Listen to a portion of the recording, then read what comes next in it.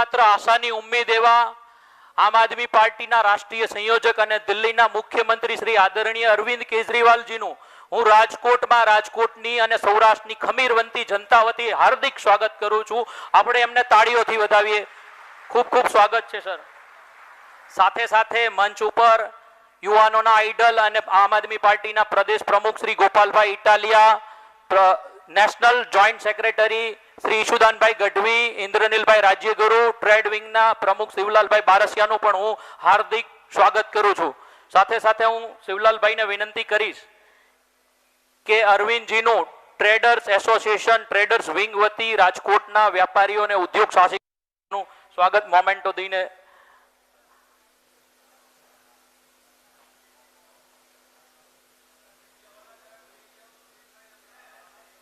આજે રાજકોટમાં જે ટ્રેડર્સ એસોસિએશન સાથેની ટ્રેડર્સ અને વેપારીઓ સાથેની આજની આ મીટિંગમાં દેશની એકમાત્ર ઉમ્મીદ શિવલાલભાઈ આપણા સૌ વતી અરવિંદજીનું સ્વાગત અને મોમેન્ટ આપીને સ્વાગત કરે છે।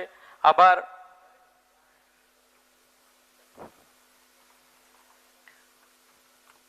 હું હવે એક એવા વ્યક્તિને અહીંયા ડાયસ ઉપર આમંત્રિત કરું છું કે જેઓ આજ સુધી ગુજરાતની જનતાના, ગુજરાતના ખેડૂતોના, યુવાનોના અવાજને આ બહેરી મૂંગી સરકારના કાન સુધી પહોંચાડવાનું નિડરતાથી જેમણે કામ કરેલું પત્રકારત્વના માધ્યમથી એવા શ્રી ઈશુદાનભાઈ ગઢવીને હું અહીંયા આમંત્રિત કરું છું। એ આપણા વચ્ચે એમની પોતાની વાત રાખશે। શ્રી ઈશુદાનભાઈ ગઢવી।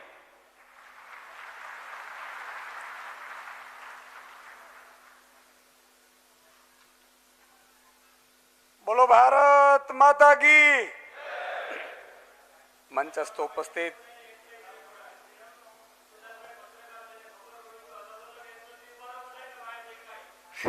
પત્રકારોને સપોર્ટ આપો, એ જ આપણી વાત આખા ગુજરાત સુધી પહોંચાડશે। રિક્વેસ્ટ છે મારી બધાને, વિનંતી છે, પત્રકારોને સપોર્ટ આપો।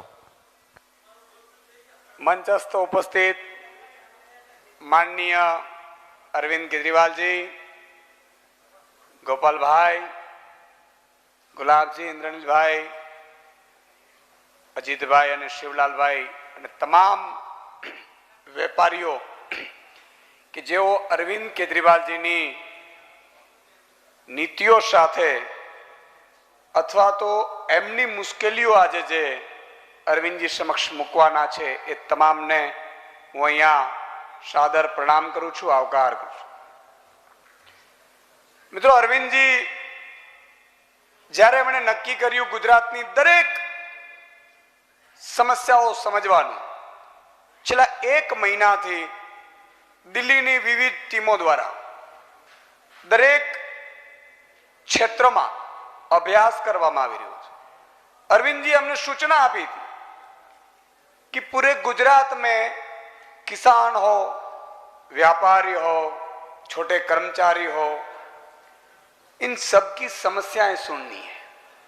એટલે આજે જે આપણે પ્લાન કર્યું છે વેપારીઓ સાથે જનસંવાદ, તમામ વેપારીઓને મારી વિનંતી છે કે તમારા દિલમાં જે પણ મુદ્દા હોય, તમને લાગતા હોય શક્ય બનશે નહીં બને એ તો સમય કહેશું, પણ અરવિંદજી સાથે ખુલ્લા મને તમે ચર્ચા કરજો। કોઈને પણ કોઈ પણ મુદ્દો હોય, અરવિંદજી સમક્ષ ગુજરાતના મુદ્દાઓને લઈને આપણે ચર્ચા કરવાની છે। મારી આપને વિનંતી છે કે સહેજ પણ મૂંઝાયા વગર, હિચकिचाहट વગર અરવિંદજી એવું કહ્યું છે कि सबको उनकी समस्या सुननी चाहिए અને આપણી સમસ્યા સાંભળીને પછી અરવિંદજી છેલ્લે પોતાના મંતવ્ય મૂકશે, વિચાર મૂકશે। તો મારી આપ સૌને વિનંતી છે, કારણ કે અરવિંદજી આપણા માટે દિલ્હીથી સ્પેશિयल આવ્યા છે। हमें रिक्वेस्ट करी तो कि रिक्वेस्ट करने की जरूरत नहीं है। गुजरात की व्यापारी जो है, गुजरात के व्यापारी है, वो भी हमें हैं और उनकी पीड़ा वो हमारी पीड़ा है। એટલા માટે ખેડૂતો માટે પણ આગામી સમયમાં અરવિંદજી સાંભળવાના છે। આદિવાસી સમાજને સાંભળવાના છે, આજે વેપારી સમાજને, અને એટલા માટે આજે આ કાર્યક્રમ છે. વધારે મારે એટલા માટે કહેવાનું નથી થતું કે અરવિંદજીને જ આપણે સાંભળવાના છે ને તમારી રજૂઆતો લેવાની છે. ભારત માતા કી જય. ખૂબ ખૂબ આભાર ઈશુદાનભાઈ. અત્યારે આપણી વચ્ચે એક એવા વ્યક્તિ ઉપસ્થિત છે કે કદાચ આઝાદી પહેલા જે આપણા ક્રાંતિકારીઓ ભગતસિંહ, સુખદેવ, અશફાક ઉલ્લાહ એ અંગ્રેજોની ગુલામીમાંથી દેશને આઝાદ કરવા માટે જે રીતે લડતા હતા, આજના સાંપ્રત સમયમાં હું એવું માનું છું કે આ તાનાશાહ સરકાર સામે જે ક્રાંતિકારી યુવાન લડી રહ્યો છે, એવા જ આમ આદમી પાર્ટીના પ્રદેશ પ્રમુખ શ્રી ગોપાલભાઈ ઇટાલિયાને હું વિનંતી કરીશ કે પોતાના 2 શબ્દો રાખશે. ગોપાલભાઈ ઇટાલિયા.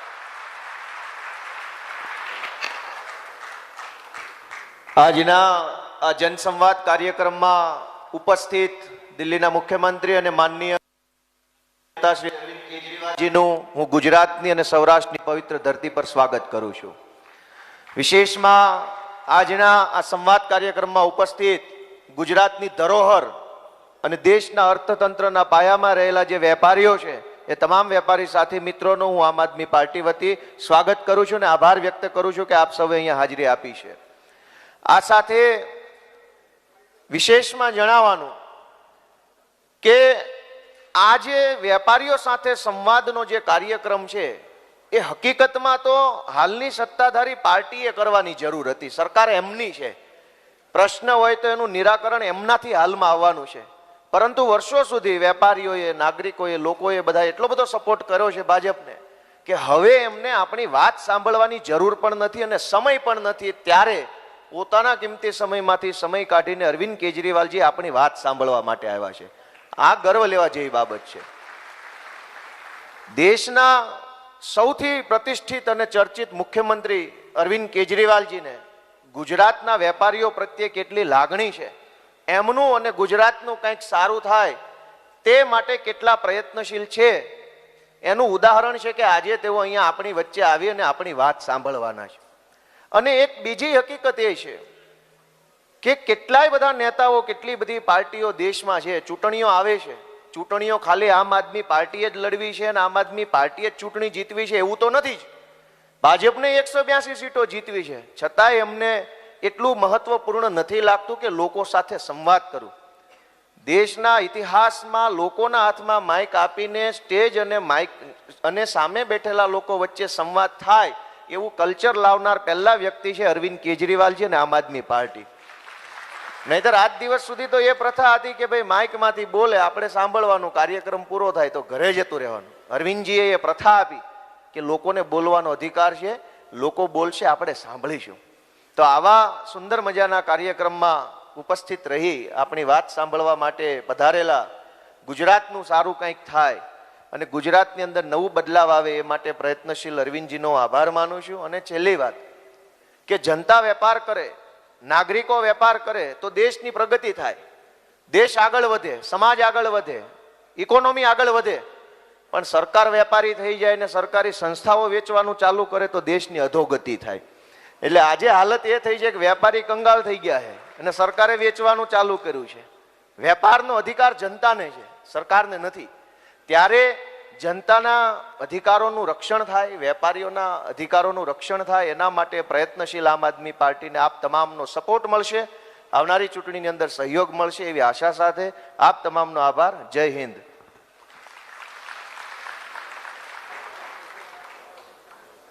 ખૂબ ખૂબ આભાર ગોપાલભાઈ.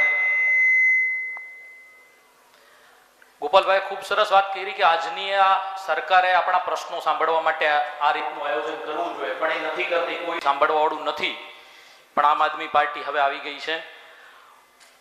सर मैं एक बात बोलना चाहता हूं कि आज के इस दौर में जब लोग एक दूसरे से मिलते हैं, वो जन्मदिन हो, त्योहार हो, तो एक दूसरे को शुभकामनाएं देते हैं कि आप सुखी समृद्ध हो.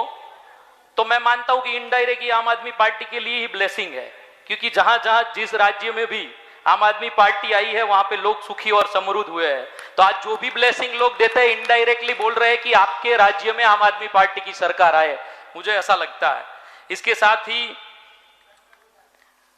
અત્યારે અહીંયા જે પણ મહાનુભાવો આમંત્રિત વેપારીઓ, ટ્રેડર્સ, ઉદ્યોગ સાહસિકો છે એમને અરવિંદજીની સામે આપણે આપણા પ્રશ્નો મૂકવાના છે ગુજરાતના સૌરાષ્ટ્રના આપણા વ્યાપાર ધંધામાં જે આપણને, તો હું આમ આદમી પાર્ટીની જે ટીમ છે વોલન્ટિયર ટીમને વિનંતી કરીશ કે જેમને પણ પોતાનો પ્રશ્ન અહીંયા તમે લોકોને મૂકવો હોય હેન્ડ રાઇઝ કરો, તમારા સુધી માઇક પહોંચાડશે અને આપનો પ્રશ્ન આપણે અરવિંદજીને પહોંચાડીએ. ગુજરાતના વ્યાપાર ધંધાને લગતા પ્રશ્નો આપણે ગુજરાતના પધારેલા અને આપણા સૌની દેશની એકમાત્ર ઉમ્મીદ એવા અરવિંદ કેજરીવાલ સુધી પહોંચાડી અને એનું સોલ્યુશન આપણને એ આપશે. તો તમારા જે કંઈ પણ પ્રશ્નો હોય, જેને લાગતું હોય કે મારે આ પ્રશ્ન પૂછો, પોતાનો હેન્ડ રાઇઝ કરશે, હાથ ઊંચો કરે એટલે હું ત્યાં માઇક પહોંચાડવાના અમારી ટીમને કહું.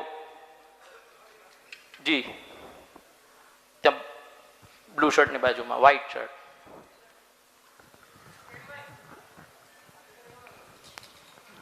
નમસ્કાર સરજી.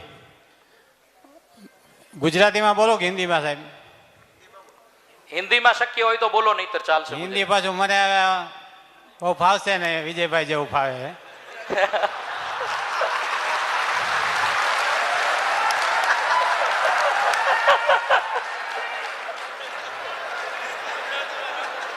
હવે સાહેબ, વેપારીઓનો મોટાભાગનો પ્રશ્ન એક છે કે તમારે ત્યાં દિલ્હીમાં પ્રોફેશનલ ટેક્સ વસૂલવામાં આવે છે કે નહીં? આપનો પરિચય પણ આપી દો સાથે સાથે. રાજકોટ ચેમ્બર ઓફ કોમર્સના ડિરેક્ટર રાજુ જુન. હા, તમારો પ્રશ્ન લઈ લીધો છે. એક સાથે પ્રશ્ન લઈ અને પછી એક સાથે એનો જવાબ લઈ લીધો, લઈખો, હમણાં એનો જવાબ આપશે. એમને હા, ઓકે. આપે રાજુભાઈ. જે પણ મિત્ર હોય એમનો પરિચય આપી અને પ્રશ્ન રાખે. હવે કોને પૂછવો છે હેન્ડ રાઇઝ કરશે જરા, જેમને પણ પૂછવો હોય. પીછે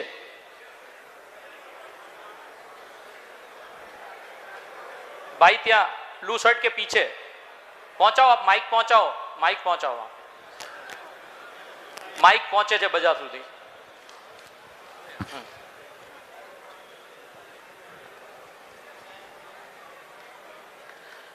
આપનો परिचय आप व्यापार पूछो. अरविंद जी नमस्कार सर, मेरा नाम जिग्नेश मुगरा है, मैं जामनगर से आया हूँ.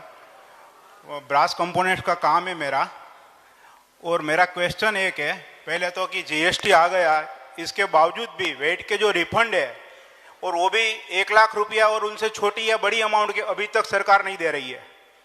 दूसरा क्वेश्चन ये है कि जो जीएसटी असेसमेंट होता है उसमें 2.5% जब तक उसको ना दे उसके ऑफिसर को, तब तक हमारा काम नहीं होता है. कोई माने या ना माने, ये गुजरात में आज की सच्चाई है. तीसरी चीज ये कि जब हम ई-वे बिल अपलोड करते हैं और टेस्ट के साथ उसका जो भी अमाउंट होता है, अपलोड होने के बाद जब हम प्रिंट निकालते हैं तो वो अमाउंट बदल जाता है. इसके रिगार्डिंग हमने जो सरकार के अधिकारी है उनसे भी संपर्क किया है, लेकिन वो बोलते हैं साइड का प्रॉब्लम है, और कम से कम ये 6 महीने से उसका साइड का प्रॉब्लम चल रहा है. तीसरी चीज ये है सर, 1 मिनट, इसका मतलब ये फिर जाओ ठीक कराने के पैसे लेते हैं, राइट? ये है कि GIDC, Gujarat industrialist development corporation जो है वो कुछ सुविधा तो नहीं दे रही है, लेकिन वो अपनी मनमानी कर रही है.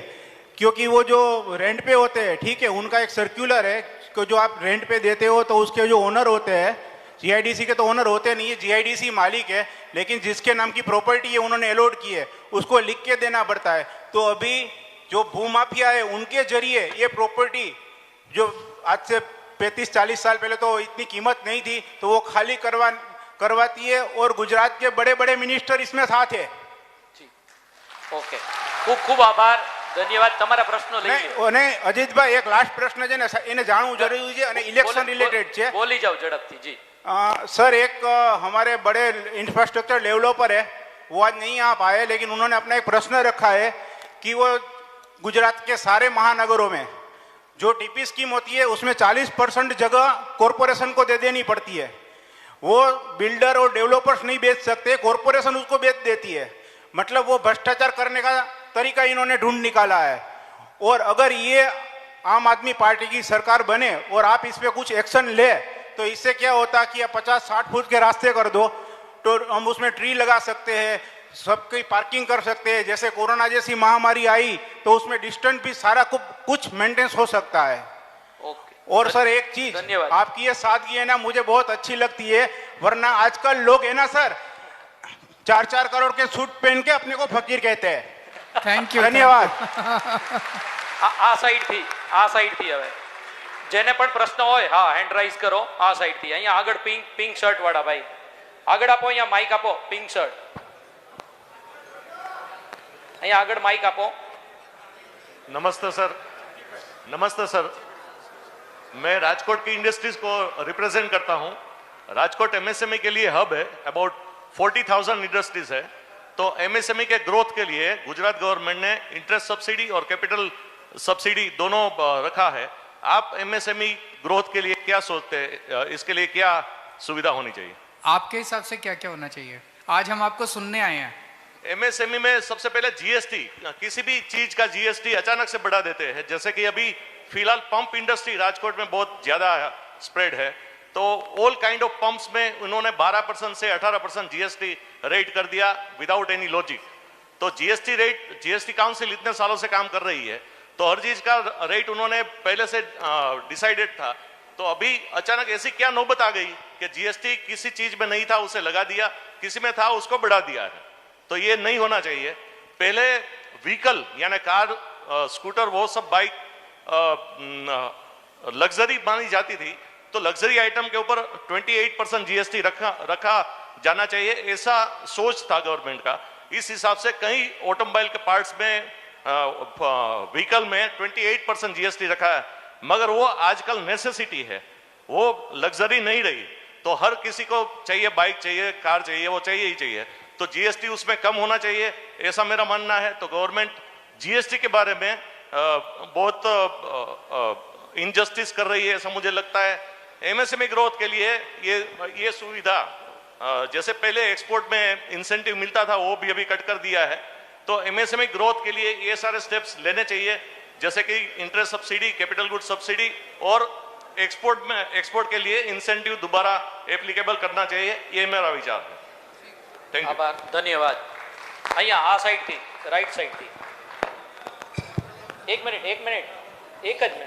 नमस्कार सर, मेरा नाम कमलेश सांगानी है। मैं इंजीनियरिंग कंसल्टेंसी और रिन्यूएबल एनर्जी फील्ड में काम करता हूं। सर, सोलार पावर प्लांट की दुनिया में काफ़ी डिमांड है और हिंदुस्तान को भी काफ़ी ज़रूरत है।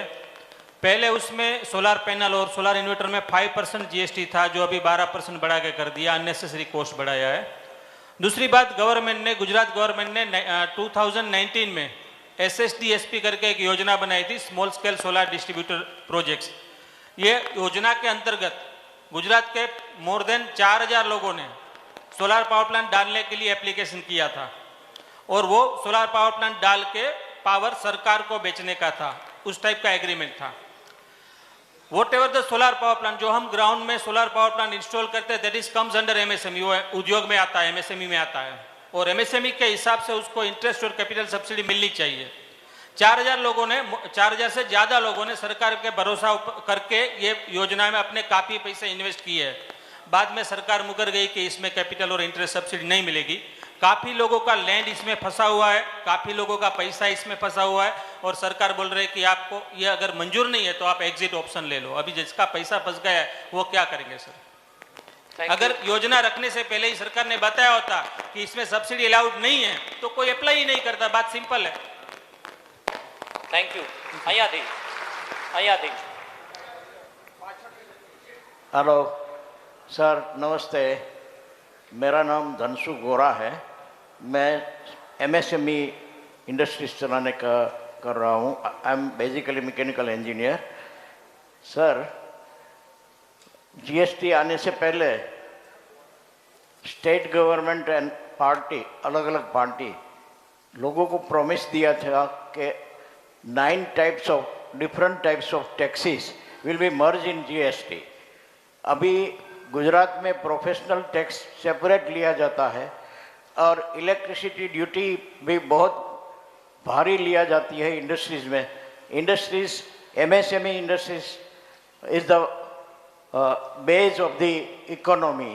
गुजरात की इकोनॉमी एमएसएमई इंडस्ट्रीज के आधारित है। उसमें इलेक्ट्रिसिटी कंजम्पशन का इतना बड़ा बोझ आ रहा है। आपने उधर दिल्ली में रेसिडेंट्स को तो 300 यूनिट फ्री दे दिया है, मगर आप कुछ सोच सकते हैं कि गुजरात की इलेक्ट्रिसिटी कम रेट में इंडस्ट्रीज को मिल सके? Thank you very much. Thank you very much. લેવા છે પાછળથી આપો પાછળ. અત્યારે કઈ રીત અત્યારે કેટલું મળે છે રેટ? તમે ઇલેક્ટ્રોનિક ડ્યુટીનું કીધું, કેટલા ટકા ઇલેક્ટ્રોનિક ડ્યુટી કેટલી લાગે છે? हेलो हेलो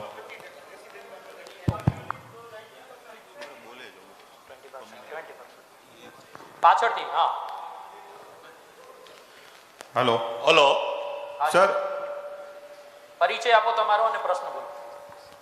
હું myself Dharmesh Mehta, I am connected with mining business और मेरे 3 स्टेट्स में मेरा बिजनेस फैला हुआ है।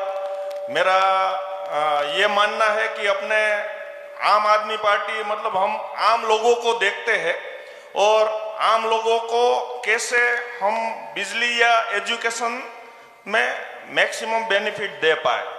तो यहाँ पे मेरा सजेशन ये है कि पेट्रोल और डीजल में जो जीएसटी सेंट्रल गवर्नमेंट और स्टेट गवर्नमेंट ने जो तय की हुई है, वो हर एक स्टेट के पास अपनी सत्ता है कि वो अपनी जीएसटी तय करे। आज राजस्थान में पेट्रोल और डीजल में जीएसटी अलग है, गुजरात में अलग है, दिल्ली में अलग है, पंजाब में अलग है।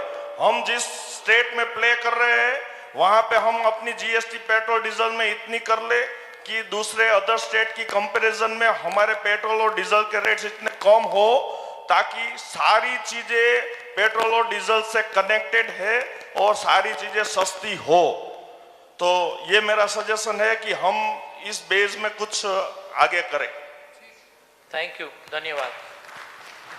લેને આ સાઈડ થી કોઈ ભાઈ, આ સાઈડ થી પણ હા, वहां पे माइक दो भाई. हाँ हेलो, मेरा नाम आनंद लोटिया है। हाँ संभળાય છે, बोलो. मेरा नाम आनंद लोटिया है। मैं यहाँ इंडस्ट्रियल एरिया में ही कंसल्टेंट, एज ए कंसल्टेंट, मतलब मेरा एक छोटा सा यूनिट भी है जॉब वर्क का।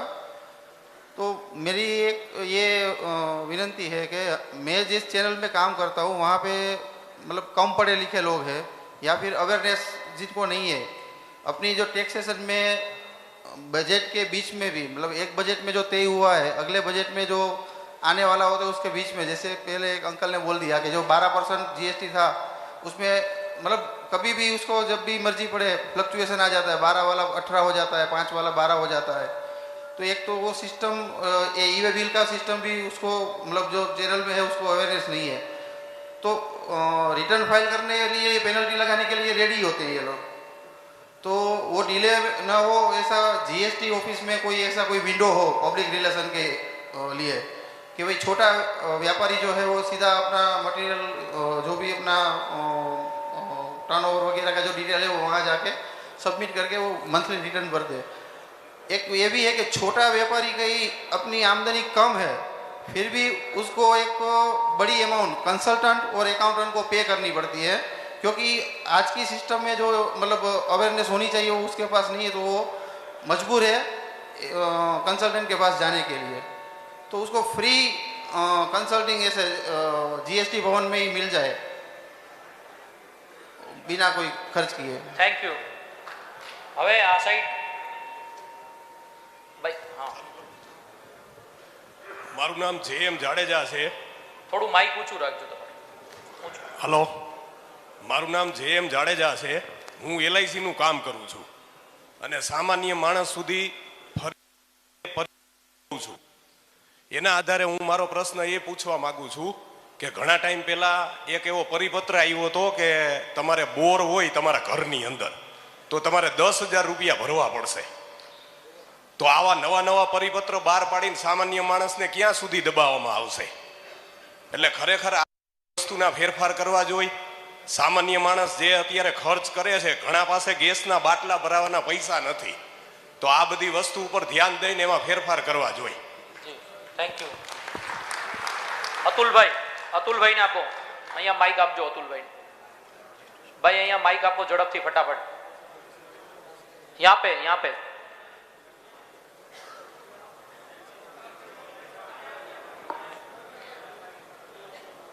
આપનો પરિચય આપીને.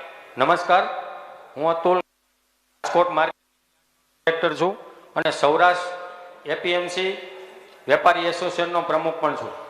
વેપારીઓને નજીકના પ્રશ્નોથી હું વાકેફ છું.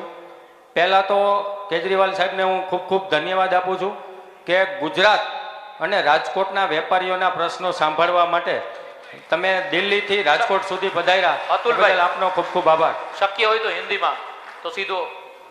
हाँ सर जी, जो आप दिल्ली से इधर तक पहुंचे, हम व्यापारी लोग आपका काफी इंतजार किया, लेकिन यहाँ से कोई व्यापारी बाहर नहीं गया क्योंकि वो आपका इंतजार कर रहे थे. और मेरा जो प्रश्न है, जब प्रधानमंत्री को रात में सपना आता है तब नोट जीएसटी लगाते और इसके बाद 3 कानून लाए, 1 साल के बाद कानून वापस लिए, लेकिन एपीएमसी एक्ट है वो गुजरात में अभी बरकरार है. एपीएमसी एक्ट से गुजरात के मंडी को काफी नुकसान हो रहा है, काफी मंडियां बंद हो रही है, कर्मचारियों को पगार देने के लिए उसके पास पैसा नहीं है. तो ये गुजरात की जो बात करें तो बाकी दूसरे राज्यों में एपीएमसी एक्ट निकाल दिया गया है, तो गुजरात में क्यों? तो आप उसके बारे में कुछ हमें बताइए. Thank you. लेना है सर. Hello sir. नमस्कार सर, आप भावेश मोरबी. यहाँ पे गुजरात में आए हमारा क्वेश्चन सुनने के लिए, उसके लिए आपका तहे दिल से शुक्र दिया. मैं स्पेशली सिरामिक इंडस्ट्री को बिलोंग करता हूँ, मोरबी से आया हूँ. पहले तो मेरा क्वेश्चन ये है कि ये जो जीएसपीसी गैस है कि जो एक तरफा शासन चला रहा है कि मोरबी में और कोई कंपनी गैस सप्लाई नहीं कर रही है अभी के लिए, फिलहाल के लिए हम सिर्फ जीएसपीसी पे डिपेंड कर रहे हैं. वो जब चाहे तब अपनी मनमानी करती है. चाहे रात को 12 बजे उसको लगा कि चलो आज रेट बढ़ाना है तो रात को 15 पैसा, 20 रुपया, 25 रुपया, कुछ भी रेट बढ़ा दिया है. तो उसके लिए एक सॉल्यूशन चाहिए कि कोई और कंपनी भी आ सके, जिसके वजह से क्या है कि कंपटीशन हो गई तो हमें फायदा होगा, तो हम हमारी प्रोडक्ट जो है वो मार्केट में अच्छी तरह से रख सकेंगे.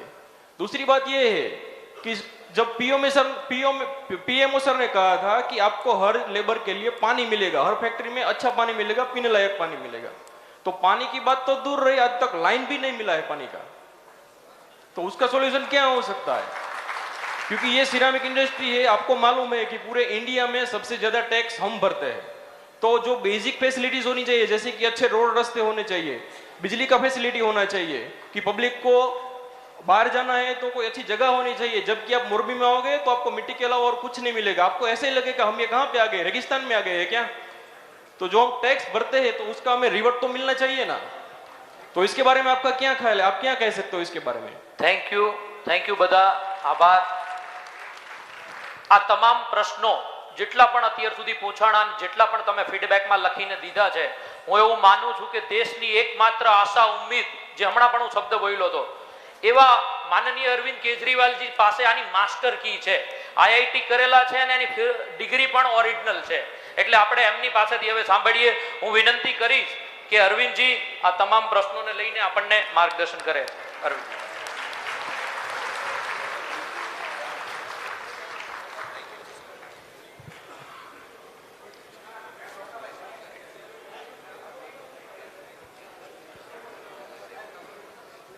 सभी व्यापारियों और मेरे प्यारे उद्योगपति साथियों, आप सब लोगों को मेरा नमस्कार, आप सब लोगों को मेरा प्रणाम. मुझे बताया गया था कि गुजरात में इतना डरा के रखा हुआ है व्यापारियों को, इतना डरा के रखा हुआ उद्योगपतियों को कि अगर आप कोई टाउन हॉल करेंगे तो कोई हिम्मत नहीं करेगा आने की. एक बार ये लगभग साल भर पहले मेरे को सूरत की एक एसोसिएशन ने बुलाया. सब कुछ फाइनल था, उन्होंने हॉल भी बुक कर लिया, सब कुछ हो गया. लेकिन जिस दिन मुझे जाना था उसके एक दिन पहले मेरे पास मैसेज आया कि हमारे हॉल की बुकिंग भी कैंसिल करवा दी, हमें धमकी दी जा रही है. लेकिन आज इतनी भारी संख्या में आप सब लोग आए, मैं आपका तहे दिल से शुक्रिया अदा करना चाहता हूं।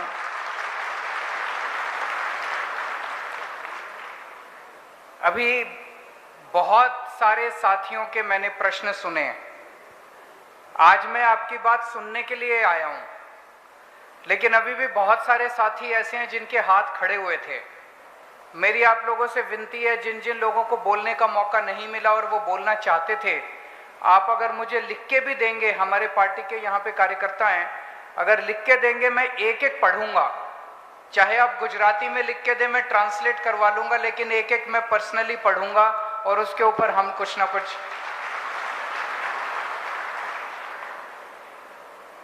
27 साल हो गए बीजेपी को गुजरात में। मैं समझता हूं कि इनके नेताओं ने व्यापारियों के साथ अभी तक खूब मीटिंग्स की होंगी, लेकिन उन मीटिंग्स के अंदर एक तरफा भाषण होता है। कभी सुनवाई की उन्होंने इस तरह से जैसे आज हमारी सुनवाई हो रही है? कभी सुनवाई नहीं हुई।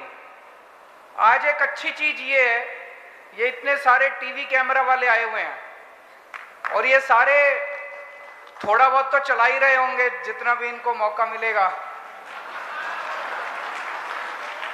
तो आज आपकी बात मुख्यमंत्री बैठ के सुन रहे होंगे पक्का। आज आपकी बात पाटिल साहब भी सुन रहे होंगे बैठ के। तो मैं समझ रहा हूं अभी जिन जिन लोगों ने अपनी अपनी बात रखी, हो सकता है अगले 2-3 दिन के अंदर 2-4 बातों के ऊपर तो अमल हो ही जाएगा। अभी तो चुनाव आए नहीं है, लेकिन काम होना शुरू हो जाएगा। अभी कई सारे साथियों ने कई सारे बातें रखी। एक कहा गया कि दिल्ली में प्रोफेशनल टैक्स है क्या? दिल्ली में प्रोफेशनल टैक्स नहीं है।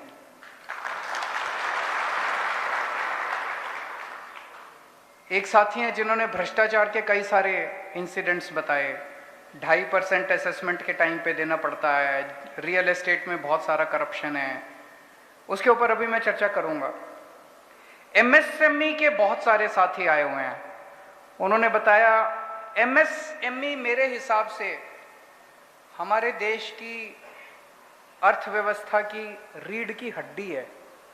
इसे जितना ज्यादा बढ़ाया जाएगा उतना ज्यादा देश आगे बढ़ेगा। लेकिन आज अनफॉर्चुनेटली बातें सारी पार्टियां करती हैं, भाषण सारी पार्टियां देती है, एमएसएमई का नाम सारे लेते हैं, लेकिन जब काम करने की बारी आती है तो सबसे ज्यादा निचोड़ा एमएसएमई के लोगों को जाता है। उनको सबसे ज्यादा दुखी करके रखा हुआ है सभी सरकारों ने। मैं बिल्कुल सहमत हूं। अभी यहां पे किसी ने बोला कि एमएसएमई को उसी तरह के बेनिफिट्स मिलने चाहिए जो एक्सपोर्ट इंसेंटिव्स के नाम पे एक्सपोर्ट सेक्टर को दिए जाते हैं। मैं पूरी तरह से आपसे सहमत हूं। जीएसटी, जिस तरह से एमएसएमई सेक्टर के ऊपर जीएसटी बढ़ाया जा रहा है, जीएसटी के ऊपर अभी मैं विस्तार से चर्चा करना चाहता हूं। मैं पहले इनकम टैक्स में कमिश्नर की नौकरी करता था, तो थोड़ा टैक्स वैक्स ज्यादा आता है मेरे को इन लोगों से।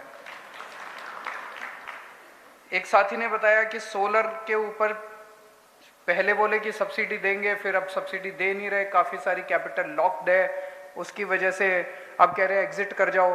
तो अब कैसे एग्जिट करे? जिसका पैसा फंस गया वो एग्जिट कैसे करेगा? एमएसएमई सेक्टर को बिजली सस्ती मिलनी चाहिए, बिल्कुल मिलनी चाहिए। हो सकता है क्या? बिल्कुल हो सकता है। मैं बताऊंगा कैसे हो सकता है। जीएसटी को बड़ा जटिल बना दिया इन लोगों ने।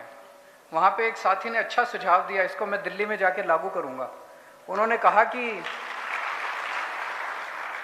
एक आम छोटा व्यापारी, जीएसटी का कंप्लायंस की कॉस्ट इतनी ज्यादा है, अगर आप जीएसटी के सारे कानून को लागू करना चाहो तो इतनी चार्टर्ड अकाउंटेंट की फीस देनी पड़ती है, इतने टैक्स एक्सपर्ट्स की फीस देनी पड़ती है। आदमी कमाएगा कि उनकी फीस देगा? तो अगर सरकार कई सारे एक्सपर्ट्स को रख ले अपने पास और वो फ्री में एडवाइस देना चालू करे तो उससे काफी फायदा हो सकता है। एक अच्छा सुझाव आया।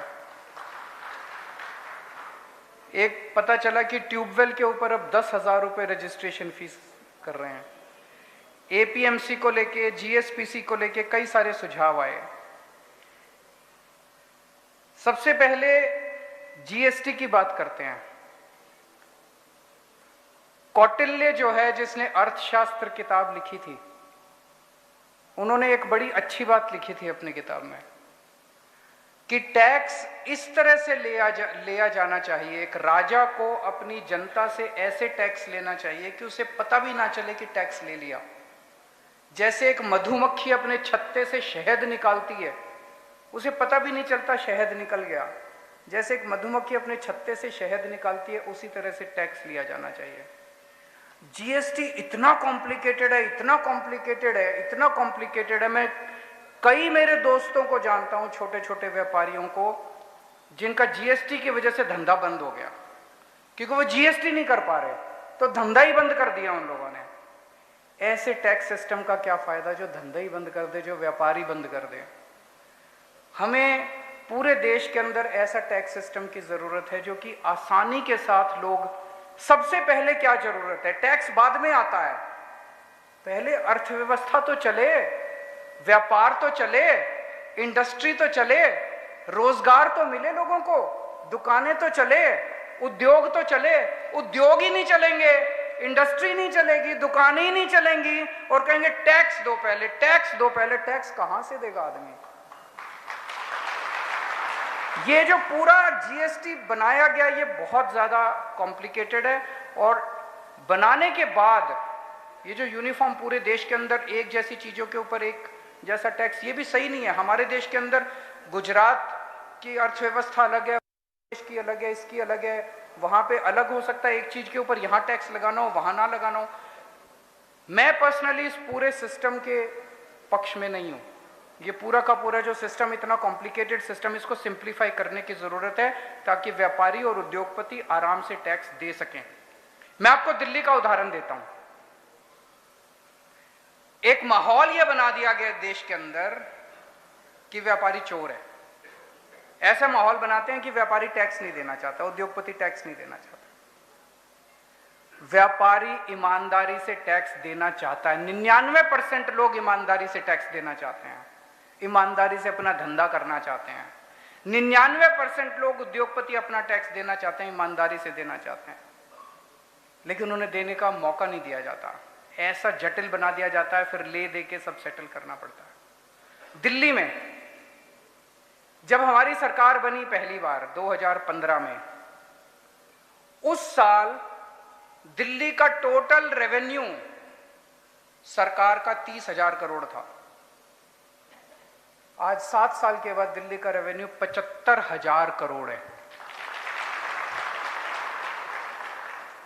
ये टैक्स तो व्यापारियों ने ही दिया, और ये टैक्स तो उद्योगपतियों ने ही दिया, आप ही लोगों ने दिया हमें टैक्स। और हमने आने के बाद रेड राज बंद कर दिया, रेड मारनी बंद कर दी। मैंने सब इंस्पेक्टर, जितने हमारे जीएसटी फीएसटी के जितने इंस्पेक्टर थे, सबको बोल दिया कमरे के अंदर बैठो, कोई बाहर नहीं जाएगा। व्यापारियों के ऊपर भरोसा करना सीखो, व्यापारियों के ऊपर भरोसा करना सीखो, ईमानदारी से। मुझे याद है, एक साल 17 या 18 की बात है, दिवाली का टाइम था। कुछ व्यापारी, मनीष सिसोदिया जी हमारे फाइनेंस मिनिस्टर हैं, कुछ व्यापारी मनीष सिसोदिया जी के पास आए, बोले जी वो आपके इंस्पेक्टर आजकल खुलेआम बाजार के अंदर घूम रहे हैं और लोगों से दिवाली इकट्ठी कर रहे हैं, दिवाली के नाम पे पैसा इकट्ठा कर रहे हैं। होता है ना, होता है कि नहीं होता है? दिवाली के नाम पे पैसा इकट्ठा कर रहे हैं। कोई और फाइनेंस मिनिस्टर होता तो वो इंस्पेक्टर्स को बुला के पूछता कितना इकट्ठा कर लिया, मेरा कहां है। मनीष सिसोदिया ईमानदार आदमी है, उसने अगले दिन फुल पेज ऐड निकाल दिया और उसके ऊपर व्हाट्सएप का अपना नंबर डाल दिया, और उसने कहा कि अब अगर कोई इंस्पेक्टर आपसे लेने आए, उसकी फोटो खींच के मेरे को व्हाट्सएप कर देना। सारे इंस्पेक्टर्स ने दिवाली इकट्ठी करनी बंद कर दी। हमारी ईमानदार सरकार थी, इसीलिए हम लोग ये कर पाए। तो दोस्तों, जीएसटी जो है, जो जिस तरह से जीएसटी देश के अंदर बढ़ाया जा रहा है, अभी थोड़े दिन पहले इन्होंने दही के ऊपर जीएसटी लगा दिया, छाछ के ऊपर जीएसटी लगा दिया, लस्सी के ऊपर जीएसटी लगा दिया, आटे, गेहूं, चावल के ऊपर जीएसटी लगा दिया। पता नहीं और क्या बचा है जिसके ऊपर जीएसटी, हवा के ऊपर जीएसटी लगाना और बाकी है। दिल्ली के अंदर हमने एक काम किया, भ्रष्टाचार खत्म किया सरकार के अंदर से। भ्रष्टाचार खत्म करने से इतना पैसा बचने लगा, इतना पैसा बचने लगा हमारे पास। जैसा मैं आपको एक उदाहरण देता हूं, सबसे पहला हमारा एक फ्लाईओवर है वजीरपुर का, उसके बाद इस तरह के कई उदाहरण हुए जो हमने फ्लाईओवर बनाना था, 325 करोड़ का बनना था।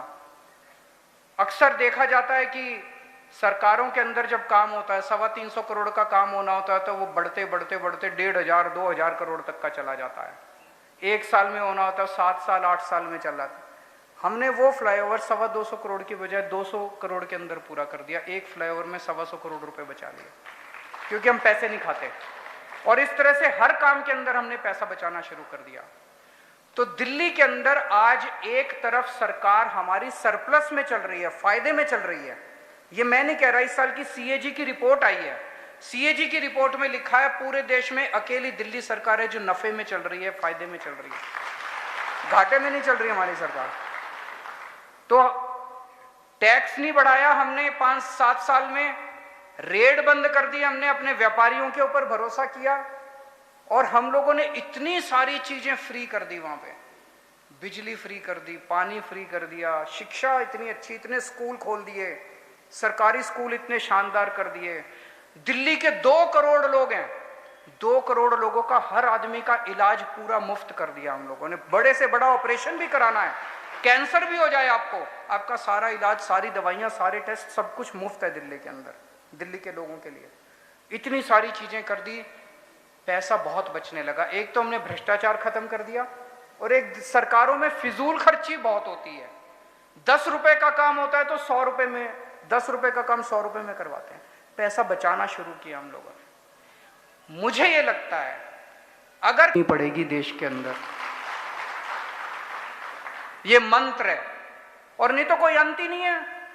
जनता पैसा दिए जा रही है, जनता से पैसे लेते रहो, जनता पैसा दिए जा रही है, जीएसटी बढ़ाते जाओ, जीएसटी बढ़ाते जाओ, इसका कोई अंत तो नहीं है। आपको ऊपर से आप ले रहे हो और नीचे से आपकी वो निकलता जा रहा है पैसा, भ्रष्टाचार के रूप में, फिजूल खर्ची के रूप में, सारा लीकेज ही लीकेज लीकेज ही लीकेज। जब तक बंद नहीं करोगे तब तक कैसे होगा।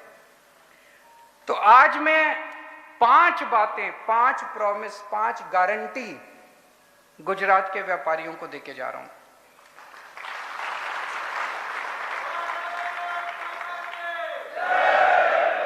पहली चीज, डर का माहौल खत्म करेंगे। अभी पूरा हर व्यापारी डरा हुआ है, हर उद्योगपति डरा हुआ है, ऐसा डर का माहौल है। डर का माहौल खत्म करेंगे, निडरता के साथ, शांति के साथ आप अपना अपना व्यापार करें। आप फलें फूलें, आप फलेंगे, आप फूलेंगे तो गुजरात की तरक्की होगी, देश की तरक्की होगी। तो सबसे पहले डर का माहौल खत्म करेंगे। दूसरी चीज, इज्जत देंगे। हर व्यापारी सबसे ज्यादा इज्जत का भूखा होता है, हर उद्योगपति सबसे ज्यादा इज्जत का भूखा होता है। पैसे तो कमा लिए, लेकिन जब वो किसी सरकारी दफ्तर में जाता है और उसको दुत्कारा जाता है ना, उसको बड़ा बुरा लगता है। यार मैं सरकार को टैक्स देता हूं और मेरे साथ इस तरह के। जब कोई पॉलिटिशियन से मिलने के लिए जाता है और पॉलिटिशियन से दुत्कारता है तो बड़ा बुरा लगता है। इज्जत देंगे, व्यापारियों की इज्जत होगी, भ्रष्टाचार से मुक्ति देंगे। ये केवल आम आदमी पार्टी कर सकती है और इस देश में कोई नहीं कर सकता। भ्रष्टाचार से मुक्ति केवल हम दे सकते हैं, कट्टर ईमानदार लोग हैं, और ये इनको चुभ रहा है। आजकल खूब कीचड़ फेंक रहे हैं हमारे ऊपर, खूब कीचड़ फेंक रहे हैं। कभी सत्येंद्र जैन को गिरफ्तार करेंगे, अब मनीष सिसोदिया को। कीचड़ चिपक नहीं रहा हमारे ऊपर। जनता पता है ये लड़के बड़े ईमानदार हैं, कट्टर ईमानदार लोग हैं। दिल्ली में हमने भ्रष्टाचार, सरकार के अंदर भ्रष्टाचार लगभग खत्म कर दिया। हमने एक नया सिस्टम शुरू किया दिल्ली में, door step delivery of services. अब दिल्ली सरकार की 300 सेवाएं, 300 सेवाओं में तो सब कुछ ही आ गया। अगर आपको कोई लाइसेंस बनवाना है, कोई बिजली का नया कनेक्शन लेना है, कुछ भी काम दिल्ली सरकार से कराना है, पहले क्या होता था, आप छुट्टी लेते थे, दफ्तर जाते थे, लाइन में लगते थे, जब नंबर आता था तो बाबू 2 ऑब्जेक्शन लगा देता था, फिर 3 बार 4 बार चक्कर काटने के बाद आदमी दलाल को पकड़ता है और कहता है यार छोड़ मैं। अब आपको कुछ करने की जरूरत नहीं है। जैसे आप पिज्जा ऑर्डर करते हो, आप एक फोन नंबर घुमाते हो, पिज्जा वाले को बोलते हो और वो आपके घर डिलीवर करता है। अब अगर आपको दिल्ली में दिल्ली सरकार से कोई सुविधा चाहिए तो हमने एक नंबर जारी किया 1076, वो दिल्ली से ही लगता है। दिल्ली अगली बार जाएं तो इस नंबर पे डायल करके देखना 1076। इस नंबर पे आप नंबर घुमाइए और आप बोलिए कि मेरे को दिल्ली सरकार से ये काम करवाना है। आपसे दूसरी तरफ से आवाज आएगी कि सर हम आपके घर कितने बजे आए आपका काम करने के लिए।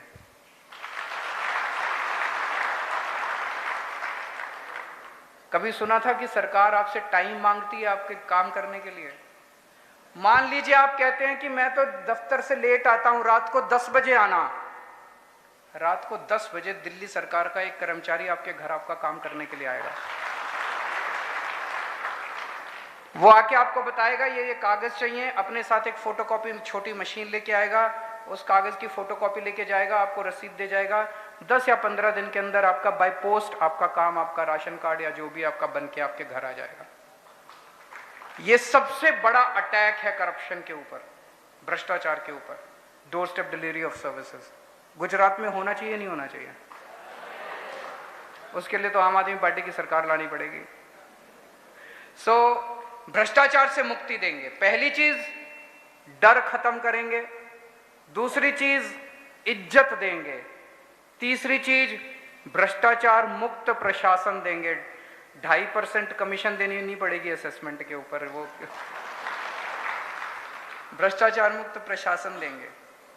चौथी चीज, वैट के बहुत रिफंड पेंडिंग पड़े हुए हैं और जीएसटी के भी 6 महीने के अंदर ये सारे रिफंड क्लियर करेंगे, जितने आपके पुराने रिफंड पड़े हुए हैं। और आपके साथ बैठ के जीएसटी का जो पूरा प्रोसेस है, एक तरफ हम केंद्र सरकार के साथ बात करके उसको सिंप्लीफाई कराने की कोशिश करेंगे, लेकिन अपने गुजरात के अंदर जो जो बंद पड़ सकता है इसको सिंप्लीफाई करेंगे। जीएसटी के पूरे प्रशासन को प्रो पीपल बनाएंगे, ताकि ये सारा प्रशासन इतना जटिल क्यों बनाया जाता है? इतना जटिल इसलिए बनाया जाता है कि आदमी थक हार के पैसे चढ़ावा चढ़ा के जाए।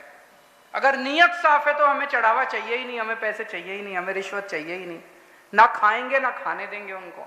तो इसको पूरे सिस्टम को सिंप्लीफाई करेंगे। अभी बहुत सारी आप लोगों ने समस्याएं बताई, एपीएमसी की, जीएसपीसी की, 10,000 रजिस्ट्रेशन लेते हैं, बहुत सारी। और ये जितनी अभी बताई है इतनी नहीं है, अभी तो बहुत समस्याएं हैं। इसका तरीका ये है कि हम आपको पार्टनर बना के गुजरात के अंदर सरकार का पार्टनर बनाएंगे। एक ऐसी बॉडी बना देंगे सरकार के लेवल पे जिसमें हर सेक्टर से, एमएसएमई के हर सेक्टर से, बड़ी इंडस्ट्री हर सेक्टर से कोई ना कोई प्रतिनिधि होगा। आपकी जो समस्याएं होंगी उस समस्याओं का समाधान आप बताओगे, सरकार उसको लागू करेगी। जितनी समस्याओं का समाधान आप बताओ, सब सरकार उसको लागू। आपको एक पार्टनर के रूप में। तो 5 चीजें, डर खत्म करेंगे, इज्जत की जिंदगी देंगे, भ्रष्टाचार खत्म करेंगे, सारे वैट के रिफंड 6 महीने के अंदर खत्म और जीएसटी को सिंप्लीफाई करेंगे और आपको पार्टनर के रूप में साथ लेके चलेंगे। दिल्ली में जब हमारी सरकार बनी, दिल्ली के व्यापारियों को कहते थे ये बीजेपी का वोट बैंक है। आज आप मुझे वोट मत देना, इतनी बड़ी बात कोई नहीं कह सकता। इतनी बड़ी बात कोई नहीं कह सकता। दिल्ली में आप फोन करके अपने दोस्तों रिश्तेदारों से पूछ लो, अगर वो कहें कि दिल्ली में आम आदमी पार्टी की सरकार ठीक नहीं चल रही, मुझे वोट मत देना। लेकिन अगर वो कहें कि दिल्ली में हमारी सरकार अच्छी चल रही है, तो एक मौका तो बनता है हमारा भी यहाँ पे गुजरात में।